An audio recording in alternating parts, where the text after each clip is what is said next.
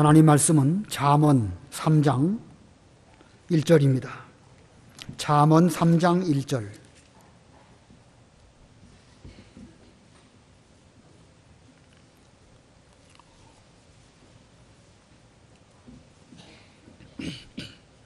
잠언 3장 1절 말씀. 내 아들아, 나의 법을 잊지 말고 나의 명령들을 내 마음에 간직하여라. 그리하면 내가 장수하고 평강을 누리게 될 것이다. 너는 인애와 진리를 버리지 말고 그것들을 내 목에 매여 걸며 내 마음판에 새겨라. 그리하면 내가 하나님과 사람 앞에서 은총과 귀중히 여김을 받을 것이다.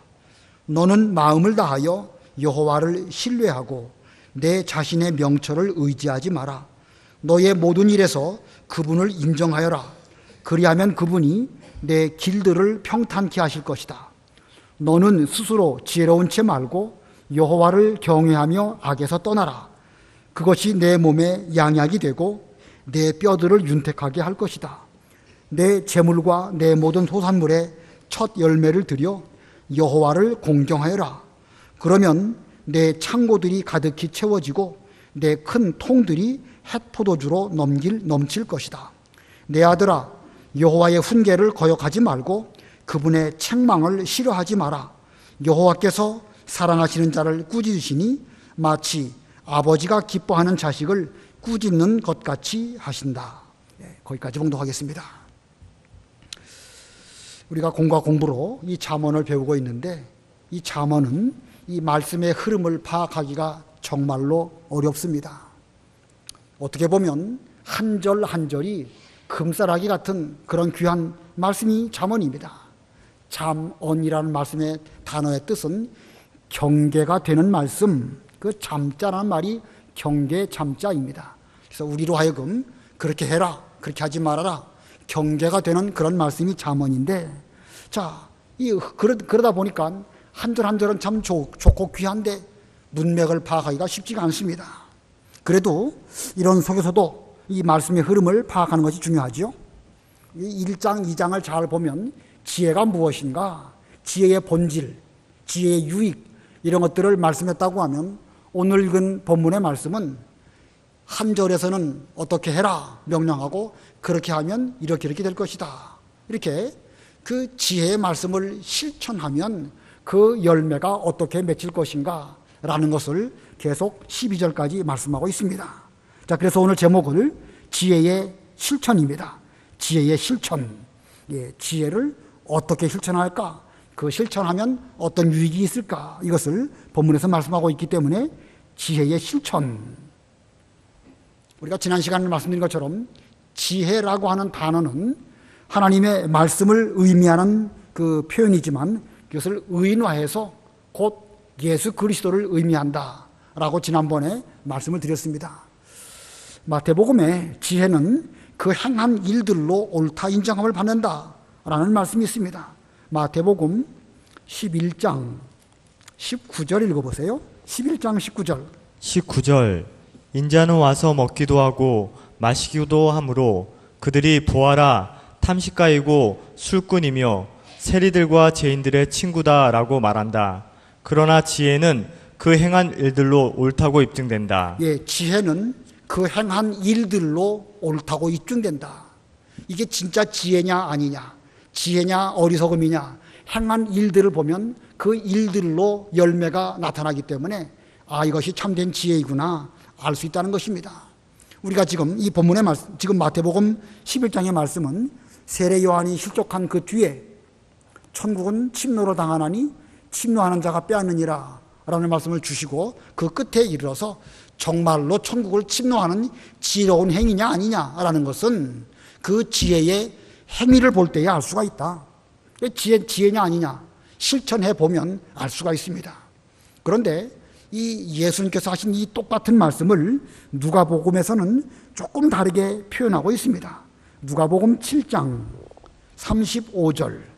누가복음 7장 35절 읽어보세요. 누가복음 7장 35절. 지혜는 그 모든 자녀들에 의해 옳다고 입증된다. 지혜는 그 모든 자녀들에 의해 옳다고 입증된다. 지금 똑같은 상황에서 예수님께서 하신 말씀인데, 마태복음에서는 지혜는 그 행한 일들로 옳다고 입증된다 말씀하셨고, 누가복음에서는 지혜는 그 모든 자녀들에 의해 옳다고 입증된다. 지혜가 무슨 자녀가 있을까요? 지금 지혜라는 그 단어는 이 잠언에서 의인화되어서 곧 예수님을 의미하는 표현으로 쓰여지고 있습니다.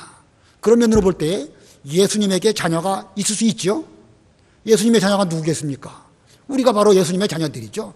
내가 너희를 복음으로 낳았다. 사도 바울이 그렇게 말을 했는데, 그 의인화된 그 표현을 우리가 같이 적용한다고 하면 예수님으로 말미암아 우리가 이 진리를 잘 배우고 신앙생활하는 우리들이 하나님의 자녀고 곧 지혜의 자녀이고 예수님으로 말미암아 복음으로 낳은 바 된 우리들입니다. 그러므로 우리가 어떤 행위를 하고 있는가 하는 걸 볼 때에 이 사람이 과연 지혜로운 길을 걸어가는 지혜의 자녀인가 아닌가 알 수 있다는 것입니다. 그래서 이 잠언의 말씀, 이 지혜, 의인화된 그 지혜, 이것을 이와 같이 예수님께서도 지혜는 그 행한 일들로 옳다고 입증을 받는다, 또는 지혜는 그 자녀들로 말미암아 옳다고 입증받는다라는 말씀을 이렇게 하셨습니다. 그러므로 이 지혜의 말씀을 행할 때에 그 결과에 이르게 되고, 그 결과를 볼 때에 과연 그 말씀이 지혜의 말씀이고 하나님의 뜻이구나 알 수 있다는 것입니다. 그러나 만약에 행하지 않고 실천하지 않은 사람이라고 하면 그 사람은 그 지혜가 지혜의 말인지 아닌지 알 수가 없습니다. 성경 진리가 참된 진리인지 아닌지 물론 어느 정도 인정은 하겠죠. 인정은 하지만 행함이 없기 때문에 그 열매를 알지 못하고, 열매를 알지 못하기 때문에 그 사람의 인격이 되지 못하고, 그렇기 때문에 그 사람에게는 그 말씀이 실제로 살아있는 그런 말씀이 될 수가 없다는 것입니다. 주의를 잘 지키면 우리에게 복이 된다. 주의를 잘 지키면 복이 될지 안 될지 그걸 어떻게 알지요? 인간의 지혜로는요 알 수가 없습니다. 그러나 실제로 엿새 동안 힘써 살아본 그 사람이야말로 이렇게 힘써 엿새 동안 살고 제7일 날 거룩하게 지키니까 이것이 나의 영적으로나 육신적으로나 큰 복이구나. 실제로 그렇게 행한 사람은 그 말씀이 진리고 지혜고 하나님의 살아있는 뜻이고 알 수가 있습니다. 그러나 인간의 계산으로는 죽었다 깨어나도 모르는 거예요.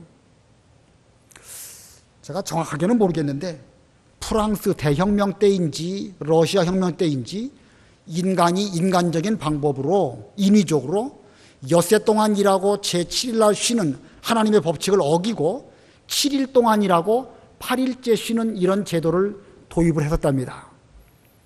자, 실제적으로 7일 동안 일하고 8일째 쉬는 것하고 엿새 동안 일하고 7일째 쉬는 것하고 분명 수치적으로는 엿새 동안 일하고 하루 쉬는 것이 손해일 수밖에 없습니다. 그러나 결과는 어떤가? 실제로 그렇게 보니까 이 분명 노동 생산성에 있어서 상당히 많은 차이가 있다는 것입니다. 그게 왜 그럴까?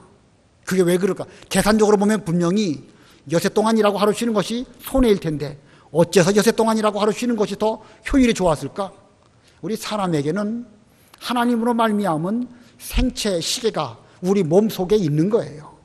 우리 하루 24시간도 우리 생체 시계가 있어가지고 어느 정도 자고 깨는 것이 몸으로 느끼는 거 아니겠습니까? 일주일 단위도요, 엿새 동안 일하고 하루 쉬는 것이 그 사람에게나 생활 그 리듬 흐름이나 이런 면에서 이게 몸에 맞는 겁니다. 창세 때부터 정하신 하나님의 원리에 맞기 때문에 그게 반드시 우리에게 유익하다는 것이 실제로 그렇게 해보니까 나타난다는 겁니다. 이것은 인간의 계산대로 되는 것이 아닙니다. 실천해 볼 때에 이것이 진리구나. 내가 제대로 된 안식을 누리는 것이 내 영혼과 육체에 꼭 필요한 것이고 나의 자녀 교육이나 가정의 유익이나 사회에도 이게 꼭 필요한 것이구나. 이것은 계산으로 되는 것이 아니고 실제로 그 지혜의 말씀을 순종하고 실천하는 사람만이 알 수 있는 이런 진리라는 것입니다. 그러니까 이 성경 말씀, 이 지혜는 무슨 관념, 철학, 탁상 공론 이런 것이 아닙니다. 실제로 그대로 산 사람에게만 알 수 있는, 반드시 실천할 때 그 진가를 알 수 있는 그런 말씀입니다. 그러므로 우리는 이 말씀이 진짜 지혜냐 아니냐 행하는 사람만 알 수 있는 것입니다.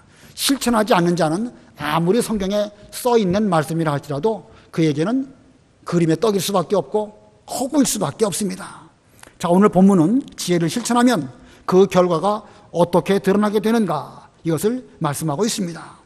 한 절 한 절 정말로 금싸라기 같은 그런 말씀인데 이걸 이 시간 안에 다 설명하기는 어렵습니다. 문맥 속에서 중요한 큰 흐름을 네 가지로 정리하겠습니다.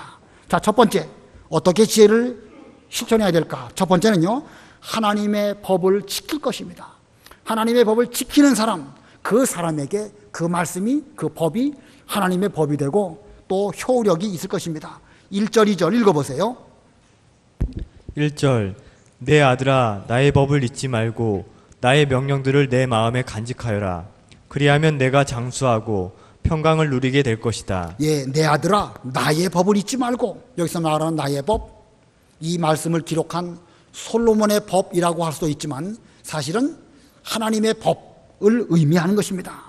자, 이 모든 만물이 하나님의 법에 의해서 운행되어집니다. 온 우주 만물도요, 이것이 중구난방으로 돌아가는 것처럼 보여도 정확한 물리적인 법칙에 따라서 돌아갑니다. 지구가 태양을 돌고 또 달이 지구를 돌고, 작은 그 원자도 보면 그 안에 원자 핵이 있고 핵 주변을 도는 전자가 있고, 이 모든 원리들이 정확한 물리 법칙에 의해서 이게 정확하게 돌아가는 것입니다. 인간 세계는 어떨까요? 인간 세계에도 법칙이 있을까 없을까? 사람들이 서로 사랑하고 또 미워하기도 하고, 한 나라와 한 나라가 싸우기도 하고 평화하기도 하고, 한 교회 내에서 여러 성도들이 같이 있는데 뭐 여러 가지 복잡한 일들이 얽히고 설키고 복잡하게 돌아갑니다. 그런데 이 사람들이 돌아가는 이 모든 일들을 그냥 보면은요, 이건 내 마음도 내가 모르니까 이게 중구난방 알 수가 없는 것처럼 보입니다. 그러나 그 인간 세계에도 보이지 않는 손이 있고 보이지 않는 그 면에 의해서 사람들이 다 이렇게 움직여지고 있다라는 것을 우리는 알 수가 있습니다. 비가 오는 날은 뭐가 먹고 싶지요? 빈대떡이 먹고 싶죠? 나만 그런가? 이게 의외로 보면은요, 모든 사람들이 비슷한 거예요. 모든 사람이 비슷해서 어떤 사람이 시장에 가면 이상하게 비슷한 시점에 다 같이 시장 가서 운동화 사고, 어떤 시간에 어떤 사람들이 시장에 가서 또 옷을 사면 비슷한 시점에 그런 것이고, 이 인간 사회 돌아가는 일이 비슷하게 돌아가는 거예요. 이런 걸 보고 유명한 경제학자는 보이지 않는 손에 의해서 인간 세상이 돌아간다, 이렇게 말을 하고 있습니다. 마찬가지로 이 영적 세계, 우리가 신앙생활하고 있는 영적 세계도 이게 복잡하게 돌아가는 것처럼 보이고 안 보이는 것처럼 보이지만요, 이 안에 나의 법, 곧 하나님의 법이 작용하고 있는 것입니다. 하나님의 법이 뭐지요? 하나님 말씀입니다. 세상에도 법이 있죠. 헌법이 있고 또 율법이 있고 거기에 뭐 여러 가지 규칙, 조례, 판례 이런 것들이 있습니다. 성경에도 보면 하나님 말씀을 표현한 그런 단어들이 참 많이 나옵니다. 먼저 계명이 있고 율법이 있고 율례가 있고 또 판례가 있고 증거가 있고 법도가 있고 규례가 있고 여러 단어들이 많이 있는데 사실은 그 정확한 단어의 의미는 다 다른 것입니다. 성경에도 율법에 보면 계명이 있죠.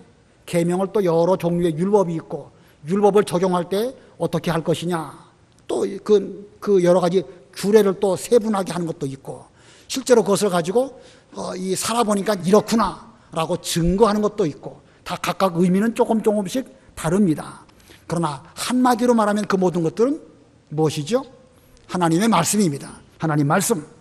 자, 이 영적 세계가요, 여러 가지 복잡하게 보이지 못하는 이런 면이 어떻게 어렵게 돌아가는 것처럼 보여도 하나님의 말씀대로 영적 세계도 하나님 말할 것도 없고 심지어 사탄 마귀들도 하나님의 정하신 그 틀 안에서 그것들이 돌아가는 것입니다.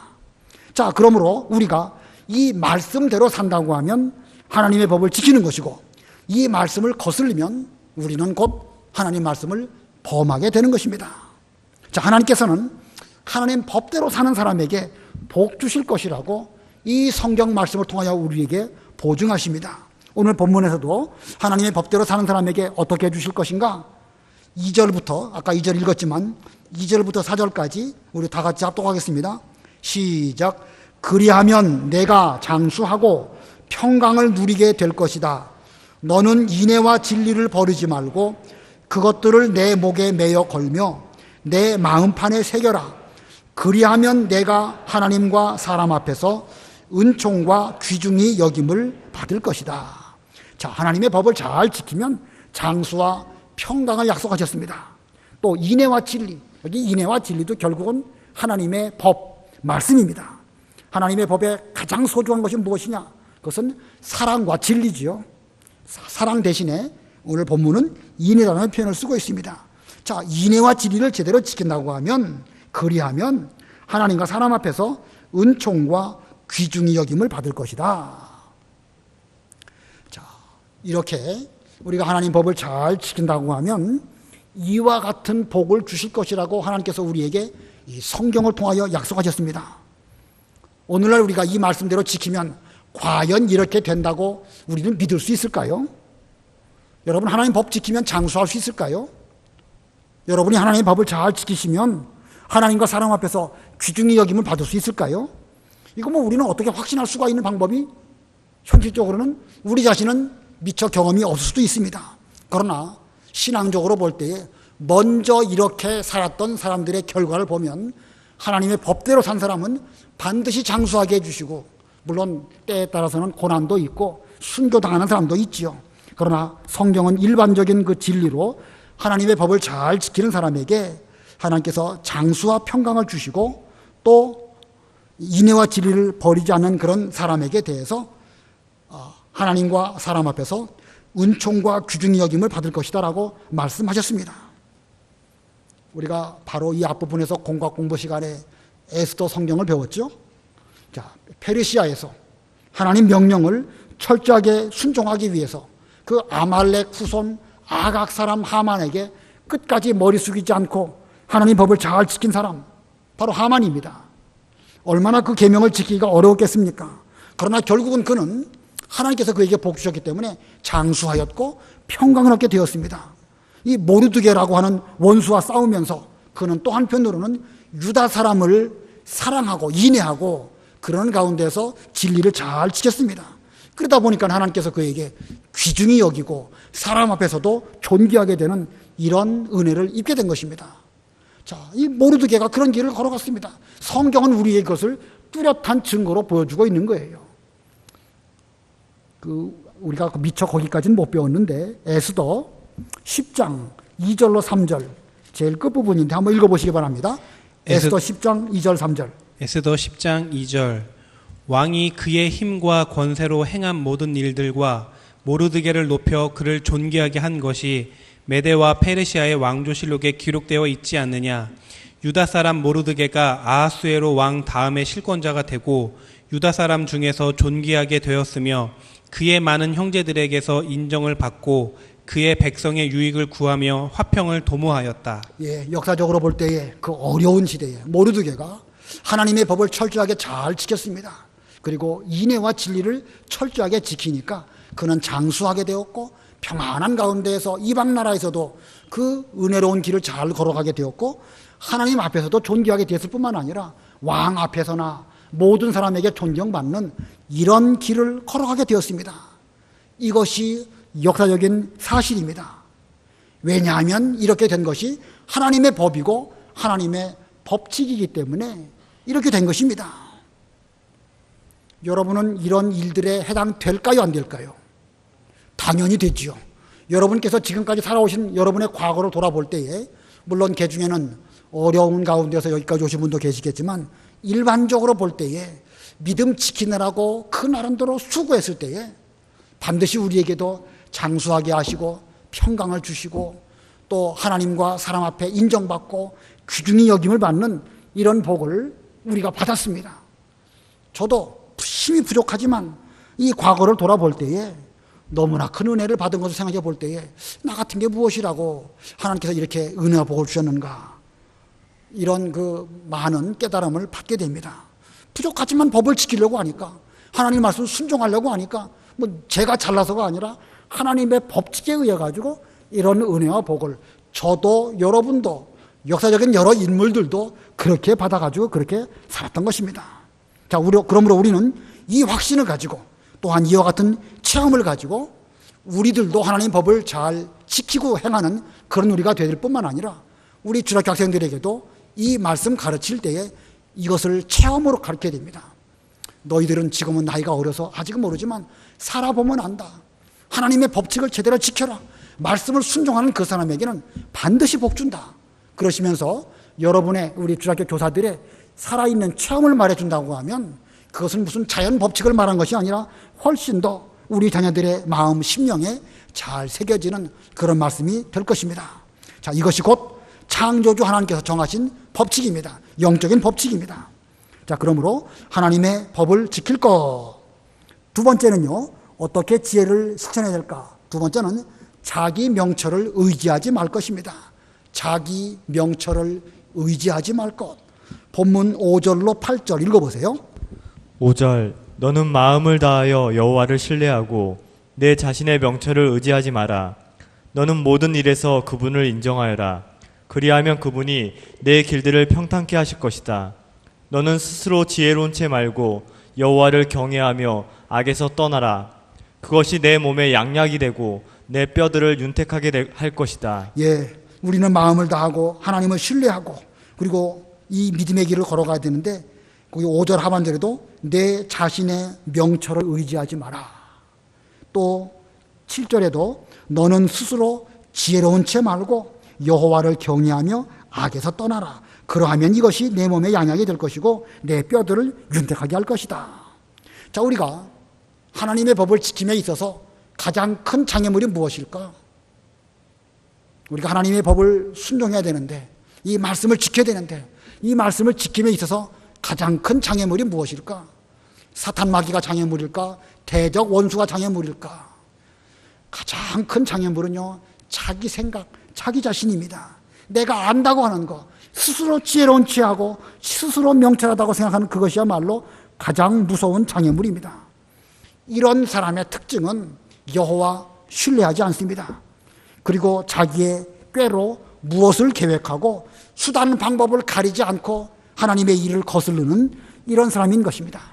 하나님의 영광이 어떻게 되든지 하나님의 교회가 어떻게 손해를 보든지 그거 생각하지 않고 스스로 아주 꾀가 있어가지고 요령을 피우면서 이렇게 하면 반드시 나에게 유익할 것이다 하면서 자기 유익만을 따라가지만 그거야말로 가장 큰 무서운 것입니다. 우리가 에스더 배웠는데 자기 께 따라가다가 망한 사람이 누구죠? 하만입니다. 하만. 예. 아주 머리가 비상하지요. 그는 은 1만 달란트를 왕에게 제공하면서 왕께서 옥새를 인장 반지를 저에게 주시면 제가 그것을 잘 해가지고 왕의 나라에 저 필요 없는 사람들을 다 없애버리겠습니다. 이렇게 했습니다. 자기 마음대로 그렇게 그 나라의 일을 마음대로 했습니다. 어떤 일을 추진할 때에도요, 그는 추진력이 있었습니다. 유다 사람들을 죽이면 어떻게 하면 죽을 수 있을까? 제비를 뽑아가지고 그걸 뽑아가지고 이제 12월 13일 날 죽여야 되겠다. 모르드게를 죽이기 위해서도 그는 즉시 50규빗 장대를 세워라 이렇게 하면서 어떤 일을 추진할 때는 정말로 잘한 그런 사람입니다. 그러나 결국 하만이라는 그 인물은 자기 꾀에 스스로 넘어가고 말았습니다. 우연한 것처럼 보이지만 왕이 잠을 자려고 하는데 잠이 오지 않았고, 우연한 것처럼 보이지만 왕이 왕조 실력을 펴서 보는데 모르드게가 자기의 생명을 구한 것이 보여지게 되었고, 그래서 모르드게는 왕의 준말을 타고 성읍 광장을 돌아다니면서 하만이 소리를 지르기를 왕을 존귀케 하는 사람에게는 왕께서 이렇게 존귀하게 해줄 것이다, 이렇게 소리를 치도록 하는 그런 일을 겪고 말았습니다. 자, 이 하만이 자기 꾀로 잘 해보려고 했지만 결국은 하나님의 법이 거기에 작용하게 되니까 그는 어쩔 수가 없었습니다. 그는 결국 자기 명철을 의지하다가 자기가 세워놓은 창대에 달려서 죽는 이런 길을 걸어가고 말았습니다. 자기가 유다 사람을 죽이려고 왕의 인장 반지를 찍어가지고 그 모든 도에 그 조서를 내렸는데 똑같은 방법으로 모르드게가 그렇게 해가지고 이제 하만의 아들들도 그 다 일시에 죽임을 당하게 되는 이런 결과를 가져오게 된 것입니다. 그러므로 우리는 자기 명철을 내버리고 여호와 하나님만 신뢰하고 모든 일에 우리 하나님께서 다 주관하십니다. 하나님 인정하고 여호와를 경외하는 가운데에서 악에서 떠나는 이런 우리가 되어야 될 것입니다. 아까 5절로 8절 읽었지만 그 의미를 생각하시면서 다 같이 합독하겠습니다. 5절로 8절 시작. 너는 마음을 다하여 여호와를 신뢰하고 내 자신의 명철을 의지하지 마라. 너의 모든 일에서 그분을 인정하여라. 그리하면 그분이 내 길들을 평탄케 하실 것이다. 너는 스스로 지혜로운 채 말고 여호와를 경외하며 악에서 떠나라. 그것이 내 몸에 양약이 되고 내 뼈들을 윤택하게 할 것이다. 예, 자기 명철 의지하지 말라. 그다음에 세 번째, 우리가 하나님의 지혜를 실천해야 되는데 어떻게 지혜를 실천해야 될까? 세 번째는요, 첫 열매를 드릴 것입니다. 첫 열매를 드리는 거, 이게 지혜로운 물질관입니다. 본문 9절 10절 우리 다 같이 합독하겠습니다. 9절 10절 시작. 내 재물과 내 모든 소산물의 첫 열매를 드려 여호와를 공경하여라. 그러면 내 창고들이 가득히 채워지고 내 큰 통들이 햇포도주로 넘칠 것이다. 여기 내 모든 소산물의 첫 열매. 첫 열매가 뭘까요? 농사를 지었을 때 제일 먼저 열리는 열매, 그게 첫 열매지요. 또 여기 첫이라는 단어는 가장 으뜸되는 그런 뜻이 있습니다. 그래서 농사를 지었을 때 가장 좋은 것입니다. 첫 열매가 맺히긴 맺혔는데 뭔가 현찮다. 그러나 이거 첫 열매 드리라고 했으니까 하나님께 드려야지. 이거 잘못한 것입니다. 제대로 자라기 위해서는 하나님께 드리기 위해서 가장 으뜸으로 제일 잘 열린 것이 무엇일까? 뭐 호박이면 호박, 오이면 오이, 제일 좋은 거 하나님께 드리는 거, 이게 바로 첫 열매입니다. 자, 이 본문에서는 식물에 대해서 첫 열매를 말씀하고 있지만 동물의 경우에는 무엇을 드리라고 말씀하고 있죠? 역시 첫 새끼. 어떤 경우에는 그 수컷 첫 새끼, 이거 하나님께 드리라고 그렇게 했습니다. 자, 오늘날 우리가 무슨 소나 양을 기르든지 농사를 짓든지 하지 않으니까 오늘날 우리가 무엇을 또 첫 열매를 드릴까? 농사도 안 지니까 안 드려도 괜찮다. 그게 아니죠. 여기서 말하는 첫 열매라는 게 오늘날 뭘 말하겠습니까? 바로 11조입니다. 11조. 우리가 지난 주일도 그 야곱이 베델에서 하나님의 계시를 받게 되는데 거기서 그가 자기 하나님을 만나고 자기 신앙을 고백하면서 자기 소득의 10분의 1을 하나님께 드리겠다고 언약을 맺습니다.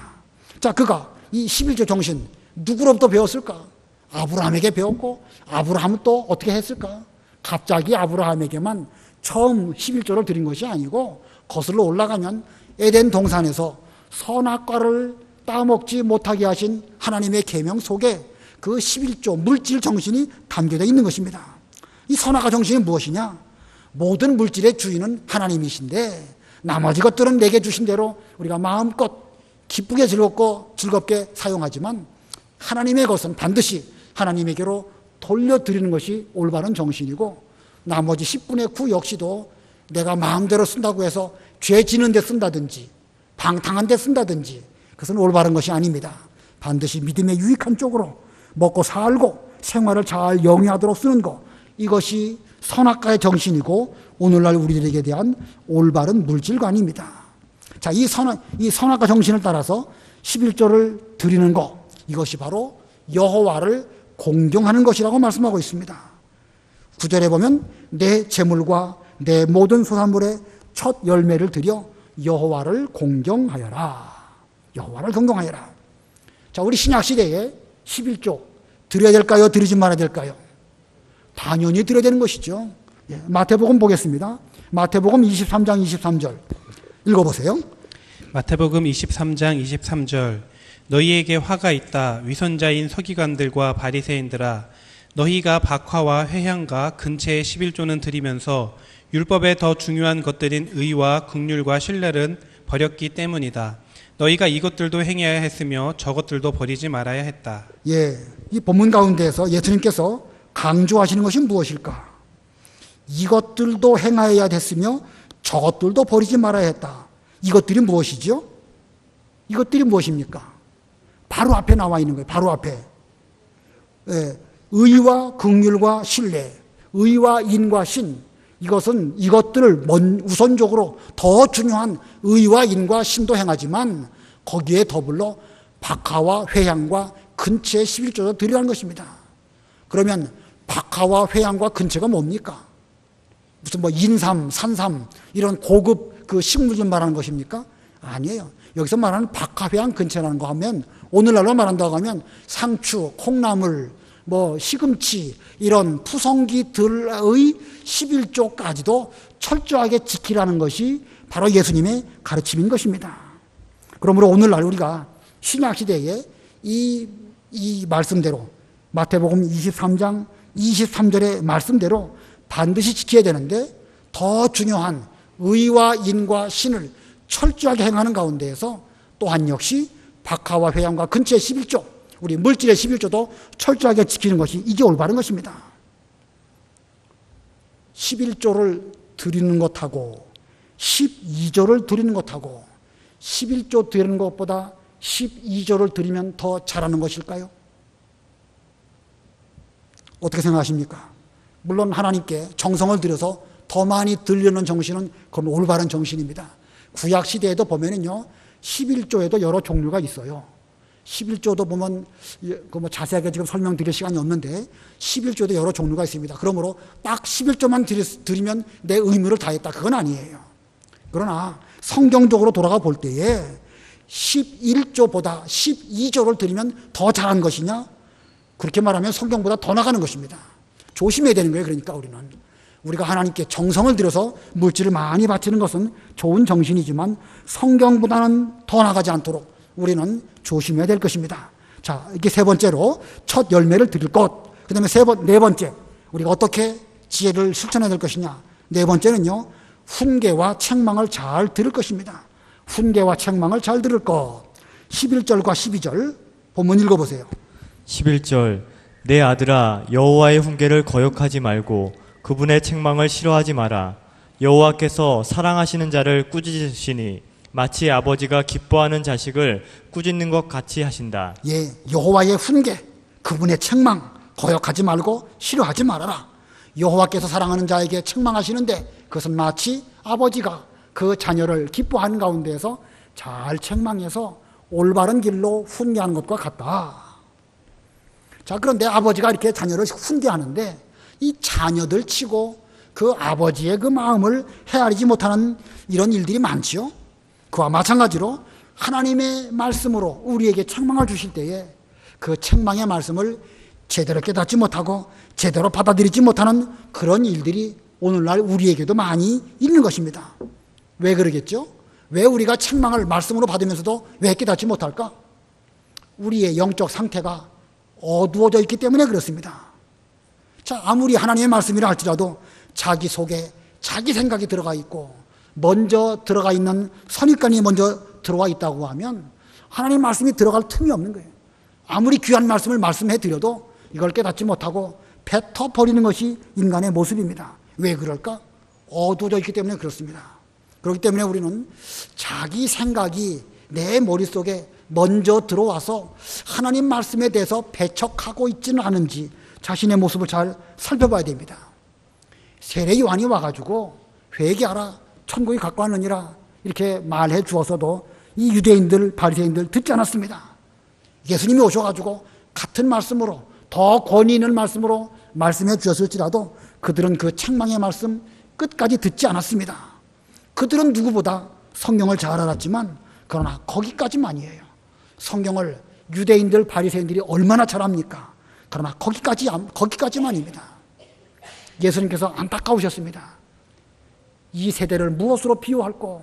아이들이 창타에 앉아서 놀고 있는데 한쪽에서 피리를 불어도 춤추지 않고 한쪽에서 애곡을 해도 가슴을 치지 않는구나 하시면서 주께서 오셔가지고 말씀을 기쁜 복음의 말씀을 전하면 함께 즐거워하고 주님에 대해서 영광을 돌려야 되고 주께서 말씀으로 책망하신다고 하면 가슴을 치면서 회개하면서 죄인입니다 이렇게 말해야 되는데 도무지 반응이 없거든요. 그 세대가. 그래서 주님께서 그렇게 말씀하셨던 것입니다. 오늘날도 아무리 지혜의 말씀을 하나님께서 우리에게 주신다 할지라도 우리가 그 훈계와 책망의 말씀을 끝내 받지 않는다고 하면 우리는 겉으로는 성경을 많이 아는 지혜로운 사람인 것처럼 보여도 사실은 가장 어리석은 사람일 수 있습니다. 예수님 당시에 세례 요한의 가르침도 안 받고 예수님의 가르침도 안 받았던 그들과 다를 바가 없는 것이 바로 인간 세계에 반복적으로 나타나고 있는 현상인 것입니다.